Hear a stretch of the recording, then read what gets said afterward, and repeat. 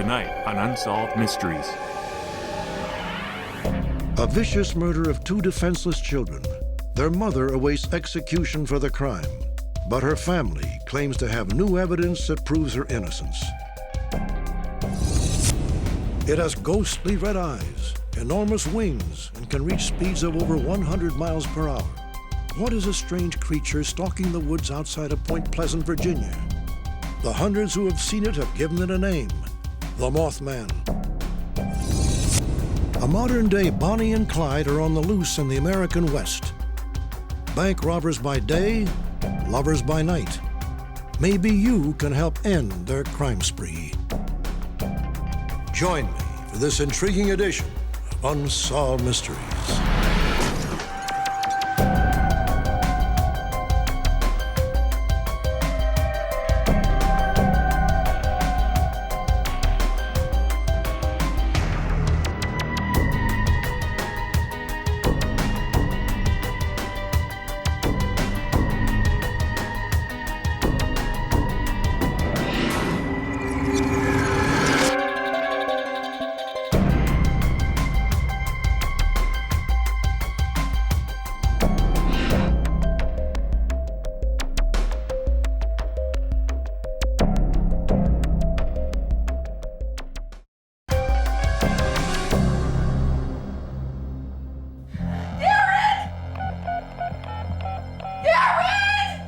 Darlie Routier, a Rowlett, Texas housewife and mother of three, makes a harrowing call to 911.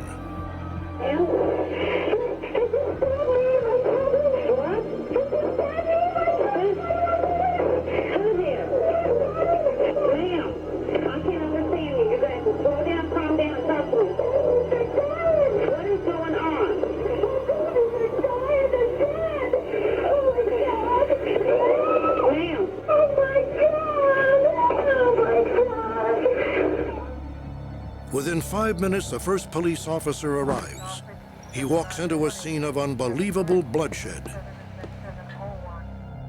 Darlie's eldest son, Devin, just 3 days shy of his 7th birthday, is dead. 4 gaping knife wounds have ended his brief life. His brother, 5-year-old Damon, has also been savagely attacked with a knife. Damon gasps his last breath in the care of a paramedic. Darlie has a deep gash in her neck and wounds on her arms. She is immediately transported to a local hospital for emergency surgery and survives.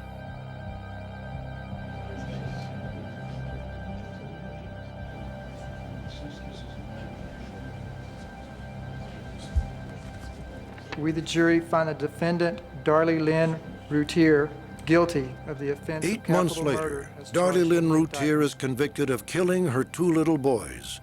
She is sentenced to die by lethal injection. It is a verdict that her mother, Darlie Key, will never accept. I never thought that Darlie did this. Devin and Damon's killer is running free, and that's what this is about, the truth and finding justice for Devin and Damon.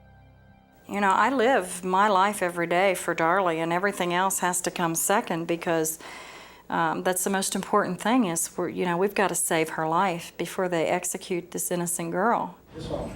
After her conviction, Darlie Routier agreed to be interviewed in the visiting room of the Gatesville State Prison. While behind bars, her bleached blonde hair has returned to its natural color. I've been wrongfully convicted. I'm innocent. I've been done wrong. There has been a lot of terrible, wrong things that have been done to me and my family. Darlie Routier was convicted of a crime that most of us find incomprehensible. But is she guilty? Unlike other high-profile cases of mothers killing their own children, Darlie has always proclaimed her innocence. Her mother and family have mounted a massive campaign to free Darlie, insisting that overlooked evidence exonerates her. A juror who voted to convict her is now convinced he made a mistake. But authorities argue that the case against Darlie is overwhelming. Join us as we examine both sides of this tragic story and judge for yourself if the true killer of Damon and Devin Routier is behind bars. When Darlie Lynn met Darren Routier 18 years ago, it was love at first sight. Within the next several years, Darlie and Darren were married and had 2 children, Damon and Devon. When Darlie was 26, she was blessed with a 3rd son whom she named Drake. He's so cute. It was only in the aftermath of Drake's birth that Darlie's usually cheerful mood darkened. She did have a little bit of postpartum depression, and that pretty much, it was like maybe a 4-week period that she was kind of stressed and depressed. I didn't see any signs of depression at all after that small, short period of it after the baby. Say hi, Diamond. Hi. In fact, by all accounts, the Routiers were living the American dream. 3 beautiful children, a happy, healthy marriage, and a majestic house in an affluent suburb of Dallas. But in one night, the Routiers would lose it all. On June 6, 1996, Devon and Damon were murdered, and Darlie claims she was viciously attacked. Her youngest son, Drake, was unharmed. Mrs. Routier, can you tell me anything at all about what happened? Rowlett police detectives interviewed Darlie shortly after surgery while she was still sedated. I was asleep on the couch, and when I woke up, Darlie told investigators that on the night of the attack, she, Devon, and Damon had fallen asleep in the downstairs family room while watching TV. Her husband, Darren, slept upstairs with 8-month-old Drake. According to Darlie, at 2:30 a.m., she suddenly awoke and saw a man hovering over her with a knife. And then she saw the back of the guy leaving the house, so she followed him, and when she went out the door, she saw the knife in the utility room. She picked it up to defend herself if he came back in. Darlie told police that it was only then that she realized she was injured and her boys had been attacked. Did you see anybody at all when you came down the stairs besides your wife? Her husband, Darren, was also interviewed by Rowlett homicide detectives. No, sir, no, sir. I hear this scream. I run down the stairs. Oh, my God. Darlie, at that point, is yelling, Devon, Devon, Devon, Devon, Devon, Devon. She's just freaking. And I get to Devon, and he's got these 2 huge gashes in the top of his chest. He's laying face up, with, just blinking his eyes. And, I'm thinking CPR. I pop his head back. I start blowing into his mouth, and as soon as I blow into his mouth, air comes out of his chest. Blood splatters all over me. Not only have you just been woken up to the worst nightmare in your whole life, your child is dying in front of you, and you don't know what to do. It's okay. Just take your time. Investigators did not question Darren's account, but they were immediately troubled by several aspects of Darlie's story. How could she have slept through her attack and the children's murders? And why couldn't she give a clear description of her assailant? Can you tell me what this person looked like? no, sir. Can you tell me? When it came time to describe the so-called suspect, she was unable to describe the person, even though the person was supposedly kneeling or sitting, standing on top of her. At the crime scene, investigators reportedly were not finding evidence to corroborate Darlie's version of events. They discovered the alleged entry and exit point of the killer, an open window in the garage that had its screen slashed. Yet there was an undisturbed layer of dust on the sill, suggesting that nobody actually came through it. Detectives also found a long bleached blonde hair in the cut screen. At the time, Darlie Routier had long bleached blonde hair. Police found nothing missing from the home and ruled out robbery as a motive. They also felt that the blood evidence did not support the story of an intruder. The lack of a blood trail leading from the crime scene, continuing out the path that the intruder supposedly took, was problematic, to say the least. And this individual miraculously manages to keep any sense of blood or any evidence off of him, doesn't leave any footprints. All the blood's contained in one area. That was one of the things that, again, did not jive with her story. A final strange clue was discovered in an alley 3 houses down from Darlie's home. A tube sock with small amounts of blood from the 2 murdered boys splattered on it. One of the characteristics of cases where mothers are involved in the killing of children are that after the fact, there's a very amateuristic cover-up. I believe the sock is part of the cover-up. An amateuristic way of trying to throw the police off the trail. I don't want to believe you did it, but all the evidence points that way. A week and a half after the murders, Darlie was interrogated by a detective reportedly known for extracting confessions from suspects. Were you pushed to the edge? Were you pushed to the limit? Darlie stated that if she did it, she didn't, it being the murders, she didn't remember. Kind of a strange thing to say. The red flags started going up. And not remember. The detective who conducted the interview asserts that it was not recorded. Got to say for yourself. Darlie's family insists she never made the incriminating statement. Should have been audio taped and videotaped. But yet on this high-profile case, he didn't have an audio tape or a videotape, which I think is a total lie. I think he has both. He just won't produce it because then it would prove that Darlie's telling the truth and that he's lying. No one wants to believe that a mother would do something like this to their children. Even police officers don't want to believe that. But at some point, when you're presented with this type of overwhelming physical evidence, you have to start accepting some of it. I never suspected that they were looking at Darlie. I thought at the hospital they were looking at Darren, but never Darlie. I mean, but they didn't know Darlie like I knew Darlie. And then on the news, there was breaking news, and it showed Darlene in handcuffs, and I started screaming and crying, and we went up to the Rowlett Police Department, and the lead detective was out there smoking a cigar and high-fiving all his detectives and told me to get the hell out of his police station, and, you know, just unbelievable.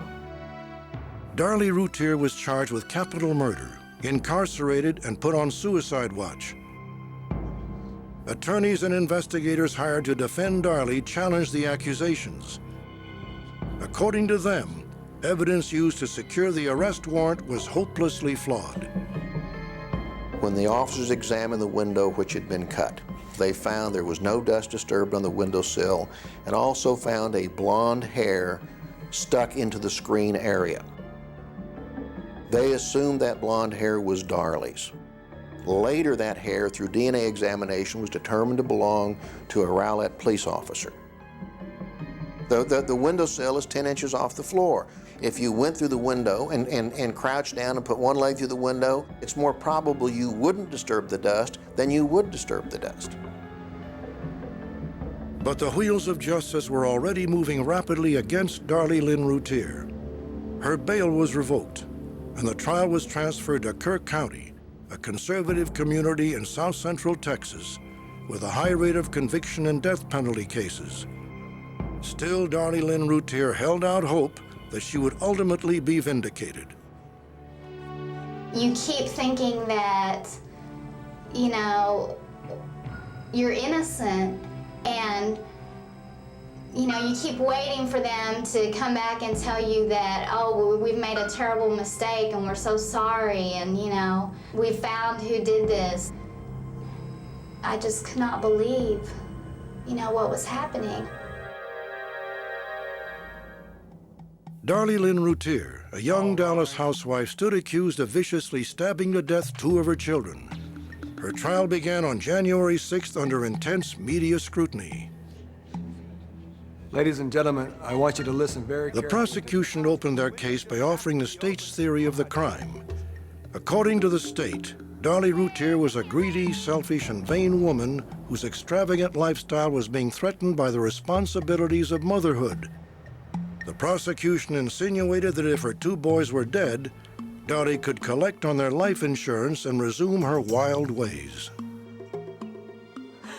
The DA argued that Darlie, in the throes of postpartum depression, murdered 2 of her children, slit her own throat, and then tried to make it appear that an intruder had committed the crime. And I know it sounds diabolical, but the evidence shows that she went... They were crucifying her character to make this very conservative jury hate Darlie. And it was all a bunch of lies. If the children were interfering with her lifestyle, wouldn't you think it would be the newborn baby that would be the biggest problem? I mean, why would she kill 2 and not 3, and why wouldn't she kill the baby versus the 2 boys? It's my opinion that the crime scene was staged, that the young... A medical examiner testified that Darlie's wounds were superficial and self-inflicted. Dramatically different than the wounds sustained by the young victims. But the defense introduced medical records showing that the knife slash to Darlie's neck came within 1/16 of an inch of severing her carotid artery and killing her. Photographs taken at the hospital show extreme bruising on Darlie's arms.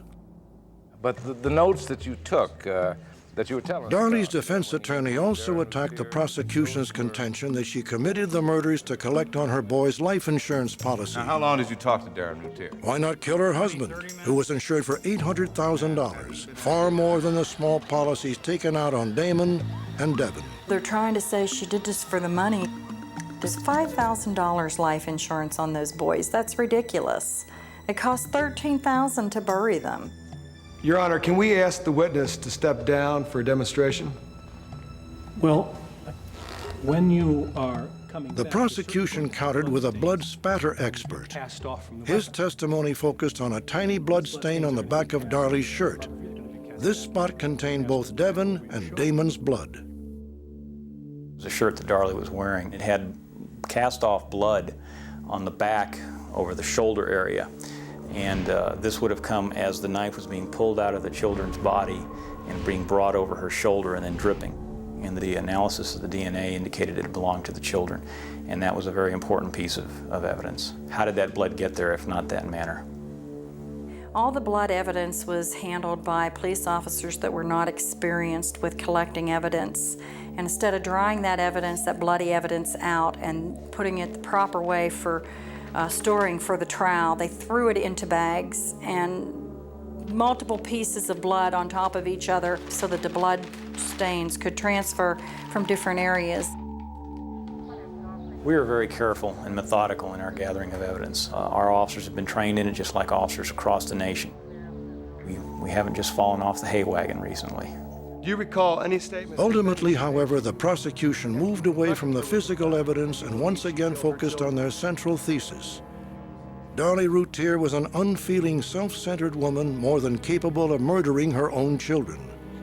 And to prove their point, they played this videotape for the jury. 8 days after the murders, the Routier family decided to celebrate Devin's 7th birthday posthumously. Having just been released from the hospital, Darlie was on painkillers, antibiotics, and antidepressants. A news crew captured what happened next.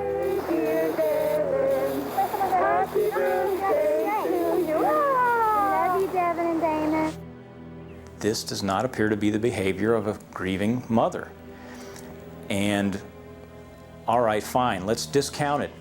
She grieves differently than everybody else in the world. But what about all this other preponderance of evidence that's still out there? We can't ignore all the rest of it. That was a celebration of Devin's birthday. We had everything ready to have his birthday. We had invitations sent out. We had the presents already bought. And he was murdered 3 days before we got to have his party. Now, some people might not choose to use silly string. We use silly string because Devin and Damon always played with silly string. It was one of their favorite things. It's done out of a memory of them. They twisted that and made that into something ugly. They made it into something that it completely wasn't. We decided that the kids from the neighborhood that were invited to Devin's birthday could come up and that they could bring their gifts to Devin there. And I remember telling Darlene not to scare the kids, you know, because we were so hysterical at times that with little children around, you wouldn't want to be screaming and hollering and bawling and crying because you'd be terrifying those kids, you know. So it was not like it was real anyways. It was like we were in some sort of a dream. During deliberations, the jury watched the so-called silly string video 8 times.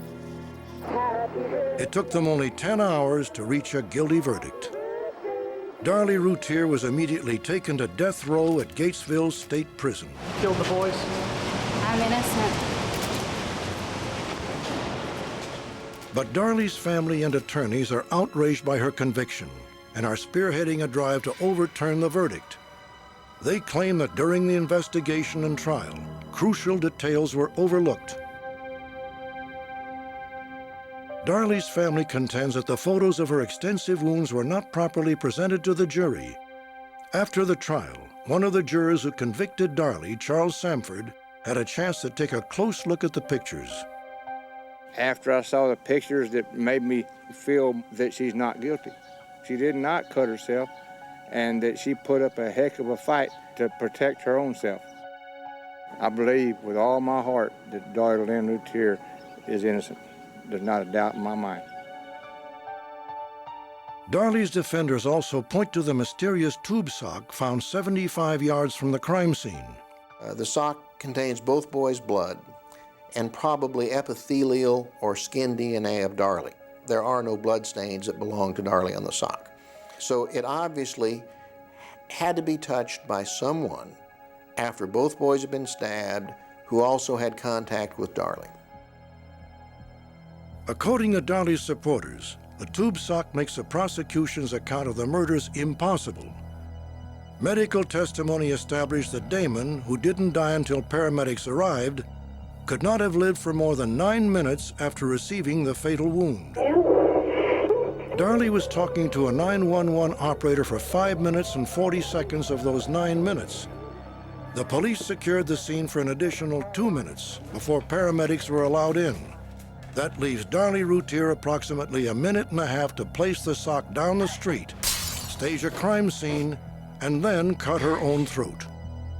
I believe that the intruder had the sock on his hand, probably used as a glove or something, and I believe that he was covering her mouth. I don't believe she did sleep through it. I believe that she was asphyxiated. I believe that she was completely unconscious and then she became conscious. And during the time of her becoming conscious is when she says, "I woke up." In addition, Darlie's family believes unidentified fingerprints at the crime scene will identify this intruder. A fingerprint on the door leading to the garage and a second print on the credenza behind the couch have never been positively ID'd by investigators. They're not Darlie's, they're not Darren's, and they're not either of the two boys. Now, it may not be a problem in the sense that that's the end-all be-all of the case, but I think it shows the overall problems with the case. That the state did not investigate the case fully, that they focused on Darlie from not day one, but minute one. As far as I'm concerned, it's the most important piece of evidence that we have to prove that Darlie Routier is innocent and that an intruder did come into my house and that man does exist and that he's walking free while my wife is on death row for something she didn't do. But who would have murdered two innocent boys and stabbed Darlie? And why? Darlie's family believes the attack may have been a sexual assault gone awry. A series of violent rapes occurred in the Dallas area at the same time as the Routier murders. These crimes exhibited a striking similarity to the attack on Darlie and her children. The assailant entered the unlocked homes of victims, accosted them with knives found in the kitchen, and wore tube socks over his hands to avoid leaving fingerprints. Recently, a suspect has been arrested for the rapes. Darlie's supporters feel that authorities should consider the accused rapist a suspect in the Routier case.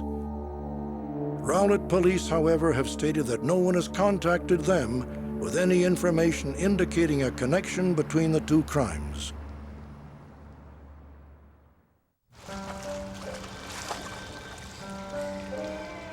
Today, Darlie and Darren's sole surviving son, Drake, is now 5 years old. Darlie was stripped of custody after the murders, and the boy now lives with Darren and his parents.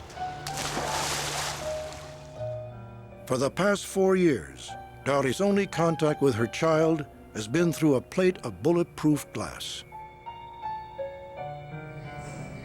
I feel like I've been cheated out on so much because I've missed all the first things that he's done. I've missed holding him at night. I've missed singing him to sleep, giving him a bath, wiping his face when it's dirty. All the things that you do when you're a mother, I've missed out on that. They've taken that from Drake. They've taken that from me.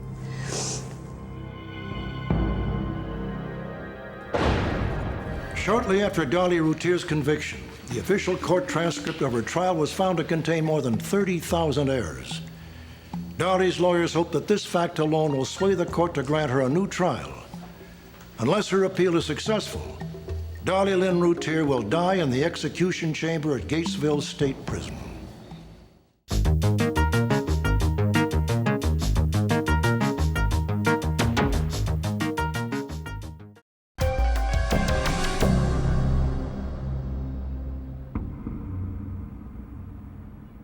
These crumbling buildings outside of Point Pleasant, West Virginia, are home to one of the most bizarre and terrifying creatures ever to walk the earth. Or some would have you believe. I could see something standing there that looked like a man, but yet it wasn't a man. It was some kind of a creature. Stood 7 feet tall or better, enormous glowing red eyes, bat-like wings, man-like legs. That was the biggest, by far, and the ugliest bird, and I do mean bird, I've ever seen in my life. And I hope in this lifetime I never see it or anything like it again. You have your percentage of citizens who feel that it was 101% a hoax, you know. I personally think that there was something up there that scared the wits out of most of the people who came face to face with it. What is this strange creature? Countless theories have been offered, ranging from the far-fetched to the credible, but answers have remained elusive. Nevertheless, one thing is certain. Hundreds of ordinary people have seen something they cannot explain in the woods outside Point Pleasant, Virginia. They call it the Mothman. On November 15, 1966, Linda Scarberry, her husband, and another couple left Point Pleasant and headed for an area known as the TNT. Abandoned since World War II, the TNT got its nickname from once being a munitions factory. It was here that the Mothman would make its debut. What is that? Oh my God, what? As they approached it, the headlights hit it, and the red eyes were prominent. It was a very huge creature with a wingspan estimated 8 to 10 to 12 feet. As the Mothman let out a horrific screech, the two couples fled in a panic. Even though their car approached 100 miles per hour, it became apparent that they had not escaped. As they drove off, the creature followed them from time to time, hitting the top of the car. It flew above the car, gliding from side to side, but never getting in front of the car. And as they approached the lights of the city, the creature backed off and fled. But the Mothman sightings were only beginning. The next day, Marcella Bennett left her brother's house with her 4-year-old daughter after a short visit. When I got to the car and reached for the door handle, then I saw what looked like legs. I kept going up, looking from the feet up. And when I did, I could see that I was looking at something that I had never saw before. Come back to the house! Oh my God!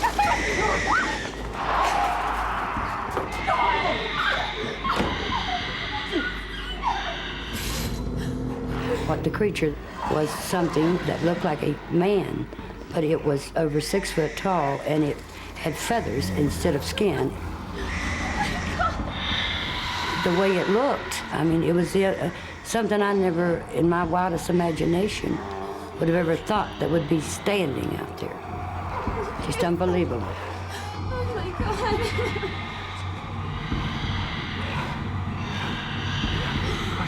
Be quiet now. Then, as quickly as it appeared, the Mothman vanished. A few days later, Tom Ury was driving near the TNT area. He is one of the few people to have seen the Mothman in the clear light of day. I caught something out of the corner of my eye. It looked like a helicopter coming over the trees at first. Until I saw it, it was a bird, a huge bird, that proceeded to circle my car, making big loops. But every time it would make a loop, it would get lower, lower, lower. And I'm getting a little bit scared, you know, this thing's curious about my car, and I sure didn't want to be breakfast.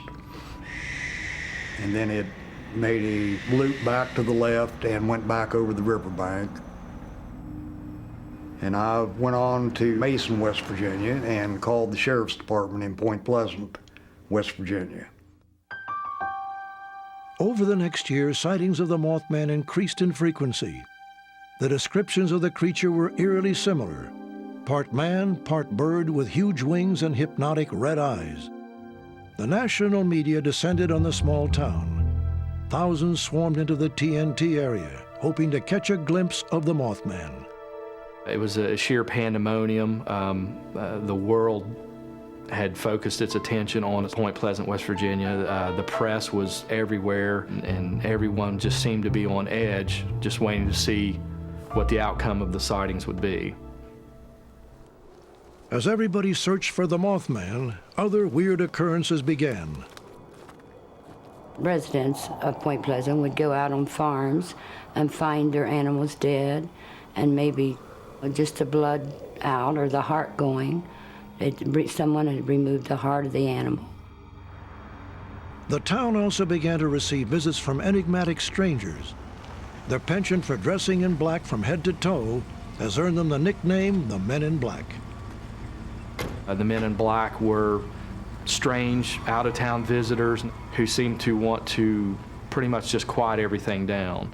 They would show up in people's doorsteps and show up at their house at night and basically just say, hey, you know, let's just keep quiet for now. And they terrified a lot of the original witnesses. Who were these odd strangers? Some believe they may hold the answer to the Mothman mystery. One of the theories is that the Mothman was a government experiment gone awry and it escaped, which would explain a little bit of the Men in Black. A lot of people tied all that in with the government as a government experiment. Others believe that there is a more logical explanation for the rash of sightings. Eyewitnesses were actually seeing a large bird, specifically the sandhill crane, indigenous to the area. Well, the sandhill crane stands nearly as tall as a man and has two red patches of flesh that under extraordinary circumstances might be mistaken for red eyes. That's the basic reason why the sandhill crane theory came up. But none of the rest of the bird fits the description, not even close. One final theory focuses on the region where most of the Mothman sightings occurred, the TNT.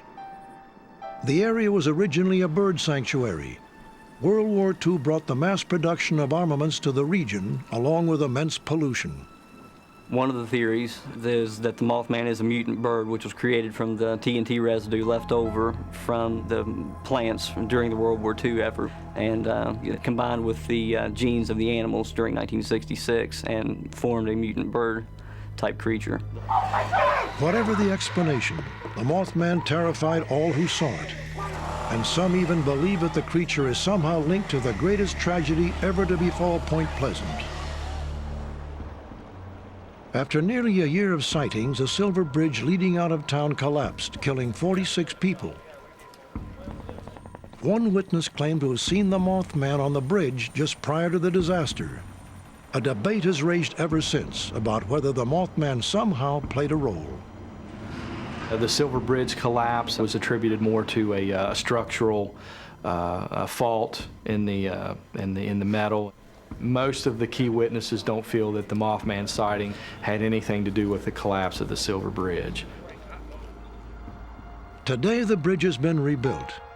Although Mothman sightings have virtually stopped, thousands still travel each year to Point Pleasant with the hopes of spying the mysterious creature. Books have been written and a major motion picture made. Real or not, the Mothman is more famous now than ever. The Mothman has always been there, and it'll always be there. It'll never go away. It's a legend. It's a local legend, and now it's a worldwide legend. It'll never fade away.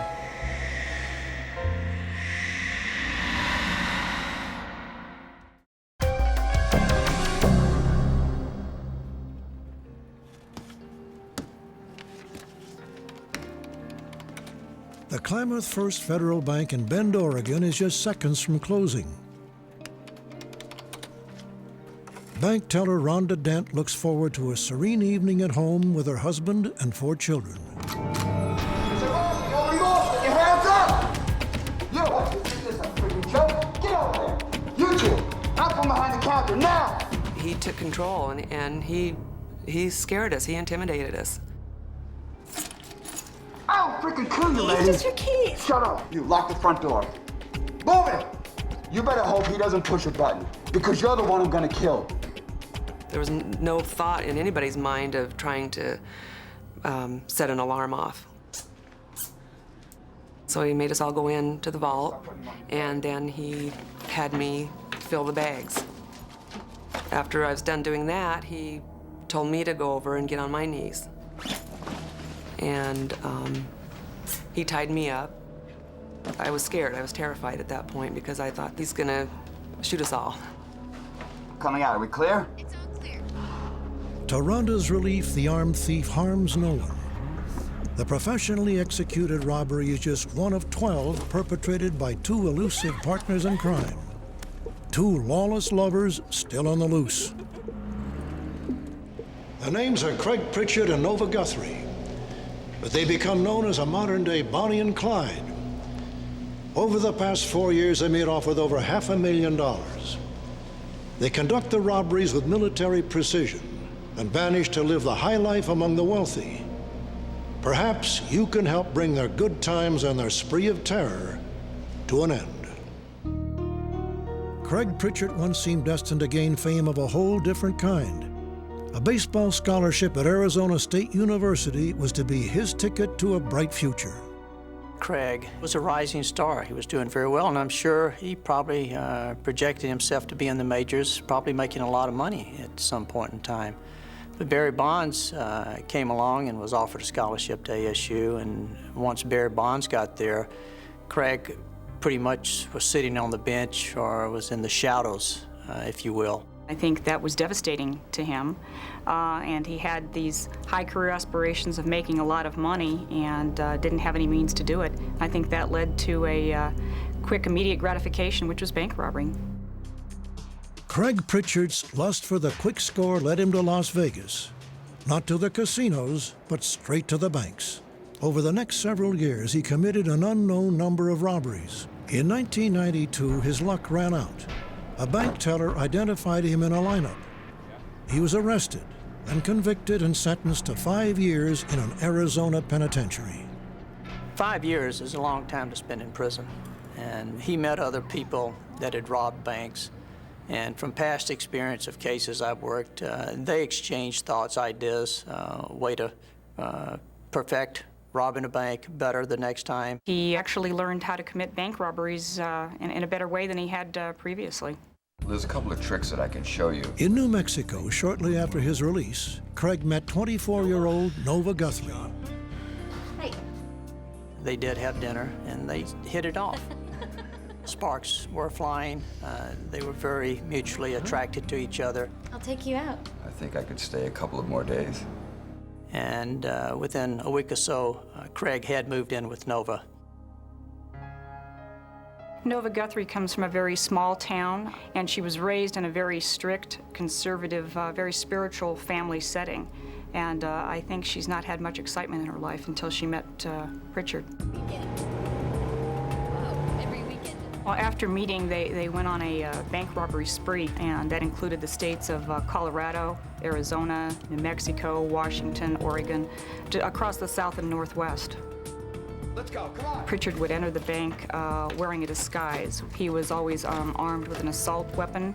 He had a police scanner so he could monitor any of the police in the area. In the getaway car, Nova alerts Craig to any dangers via radio. After each robbery, they drive to a pre-designated location to abandon their car. They transfer to a second vehicle and flee the area. They're kind of natural-born rule breakers. They love a challenge. And what's more thrilling than robbing a bank in broad daylight? And my guess is that after these robberies, you know, it's into bed. It's a thrill. It's exciting. They just want to keep the thrill going. In between the robberies, there were sightings of them really leading a very lavish lifestyle. They liked to frequent nice places, the ski resorts, ocean resort areas. They look like a very nice, normal couple. There is nothing that's going to stand out that is going to make them different from others.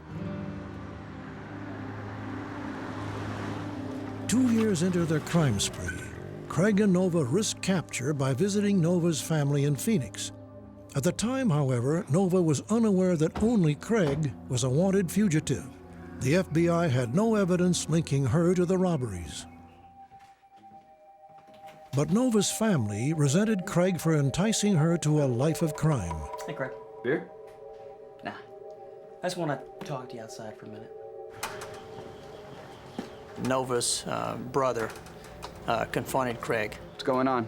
You're leaving right now. You're gonna get in your fancy little car. He didn't like what he had done and what he had gotten Nova involved with. Go.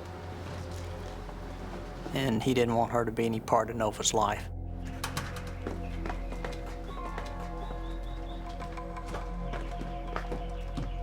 Nova, he's gone. Without Craig, Nova was uncertain what to do next. Confused and contrite, she heeded her sister's advice to meet confidentially with police chaplain William Fay. So what is it you want to tell me? I think deep in her heart she wanted to be forgiven but didn't know how to go about it. I think I'm in trouble. And at that point I took my Bible and I began to share scripture with her. I said, what do you think it is now that God would have you do? Nova said, turn myself in. I said, let's go. We interviewed Nova Guthrie, and she provided information regarding her involvement in the bank robberies and just the manner in which they were committed. We didn't arrest Nova at that point in time because we had not done any investigation to corroborate her story, and we had insufficient probable cause to have the United States Attorney's Office authorize on an arrest warrant. The FBI hoped that with Nova's help, they could bring Craig to justice. But after her surprising choice to cooperate, she made an equally astonishing turnabout. She disappeared, back to a life of crime with Craig Pritchard. When she first went with Craig, she didn't quite realize what a big decision she had made. She had second thoughts about it, stepped back from the brink, and then realized, it's boring back here. I'm going back to the brink. And that's what she did. I've read publications where Nova and Craig have been called the modern-day Bonnie and Clyde and tried to romanticize it, if you will. I don't buy it personally. I don't think it's romantic if you walk in and stick a gun in someone's face from 2 feet and you threaten them. Look, I will freaking kill you, lady! Just because they haven't shot anyone and they haven't used their weapons doesn't mean that people aren't getting hurt. You take a look at the victims and the victim tellers specifically, it's very traumatic for them. You know, I'd like to tie him up and stick a gun in his face. I'd like to have him feel that same helpless feeling, being terrified for your life, thinking that you're gonna die.